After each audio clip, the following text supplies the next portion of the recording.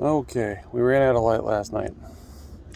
Um, I started recording the removal of the line from the fittings on the transmission, and they weren't coming off very easily. It took a bunch of wiggling and a bunch of twisting, and um, it did come loose. I did put a little bit more lubricant on there, a little WD-40, just to help wash away some of the crud and dirt, wipe down the surrounding area. I got the fittings installed um, on the radiator. That was just simply a matter of cranking them in there. I did put a little bit of extra Loctite on them. I used the gel just to make sure that there's a good seal there. Um, and then the line just kind of fell into place and went where it needed to go. I mean, there was a little bit of fighting the hard lines up against surfaces that it's meant to wrap around. It's meant to follow pretty tight to the block. So you just got to work with it. But lines are in. New pan gasket is in. New filters in. I did put a 4-quart jug of ATF plus 4 in and started it. Ran it through a couple of the gears. I forgot for a second that I had put the exhaust back on, so it was loud, and I've got to check engine light from that. But it's fine. I didn't rev it. Not burning any valves out. It's fine. I am going to have to add some more fluid, I'm sure. It's supposed to be 4 quarts added for a pan drop, but I also dropped the lines, so I'm sure I lost additional fluid from that. Granted, a lot of the fluid will probably run down into the filter when you drop it, but there was still fluid in those lines when I dropped them. So I am sure I'm going to have to put some more in, but I'm going to let it sit for a minute here. So far, no additional fluid on the ground. It doesn't look like it's leaking from either end, but really early to say anything like that. I am not really all that worried about the new fittings on the radiator. I'm a little bit more concerned about the old fittings on the transmission. Maybe the O-rings being a little bit cranky and weeping some. But that's really the only place that there should be an opportunity for it to leak at this point. So hopefully we're getting the fluids under control. The remaining leaks are the axle pinion seals, which I am planning on swapping the axles out, so shouldn't really be a problem. The braking system is not leaking, but I will have to change those lines out and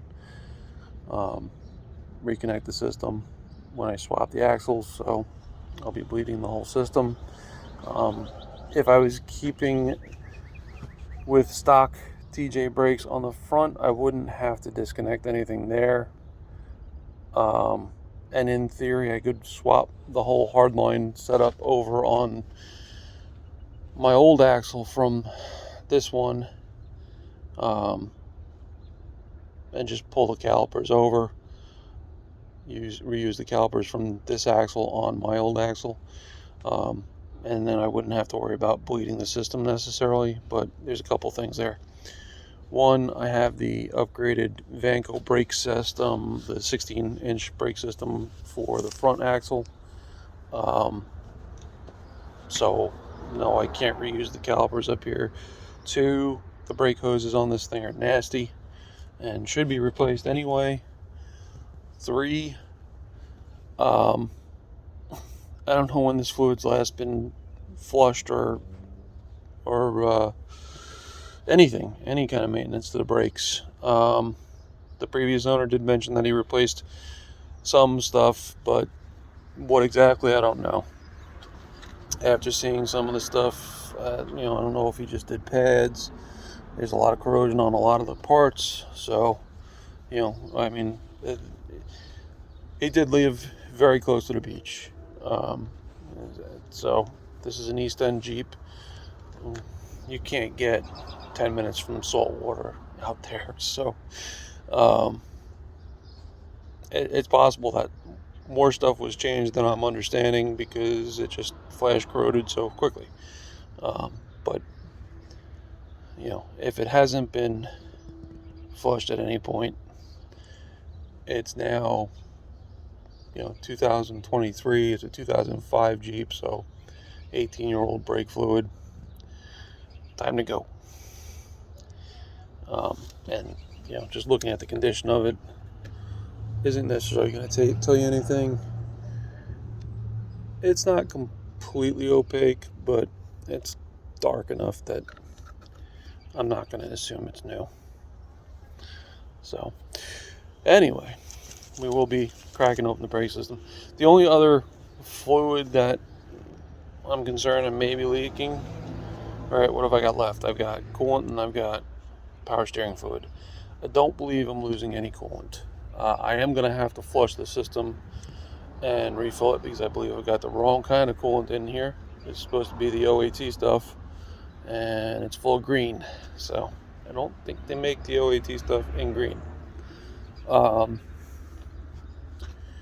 So I will be flushing and refilling that system and using a cleaning product in between. But the one I think might be leaking is the power steering. So we got a lot of grime right there. And that's a surefire way that you can tell that there's been some kind of fluid, some kind of oil that's allowing for that residue to sit there and dirt to accumulate. It's the only way that happens. So it could be that there was a leak in something else before that didn't get cleaned up, or that the transmission fluid was leaking so badly that it was spraying over there somehow.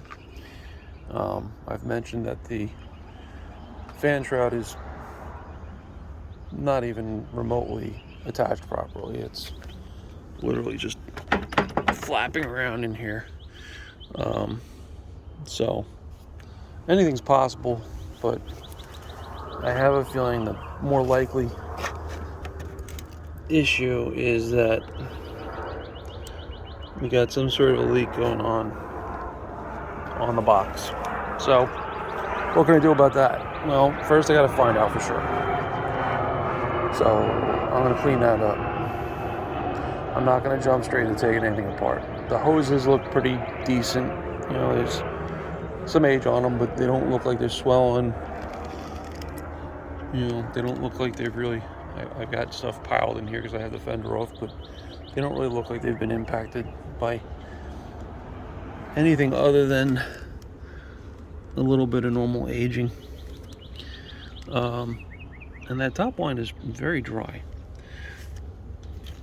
That line right there is completely clean and dry. So that's the low pressure one. That's the one that a lot of the times will end up just weeping because it's a hose clamp, and it looks good. So I'm going to probably use some degreaser or oven cleaner or whatever to get that crud off and get it to a point where I can drive it and see what's up. If it's a problem, I've got a couple ways to go. I can think about going straight to a hydraulic assist system from somebody like PSC or what's the other one, Redhead, I think, or there's a few other ones out there. I could go to a replacement box, which again I think Redhead sells remans, and you can get remans through the parts stores, or I just put Hydro Assist in that one. I have the old box from that one. I can buy a rebuild kit and try my hand at rebuilding that one. I don't think that there's any really special tools needed, but I'd have to research and find out. So that's a possibility for the future. I am just looking forward to getting this to the point where it's not constantly dripping, so that then I can move on to rust repairs and get this thing safe enough that we can actually get some test miles on it. Let the wife drive around it and enjoy it. So I think that's it for now. I'm gonna clean up my little mess. I'm not gonna make a big ordeal tonight and try to get into anything else. It's Friday, so I got the weekend. So I think that's gonna be it. I feel like there was something else I wanted to touch on. Can't think of it. So anyway, you got any questions, go ahead and post them up. I'll see if I notice them. I'll definitely respond. But this has been new for me. I have not played with automatic transmissions and cooling lines and such before. So I'm just figuring out the whole mess of dealing with that and filling it up. Manual transmissions are just so much easier. All right. Have a great night, everybody. Bye.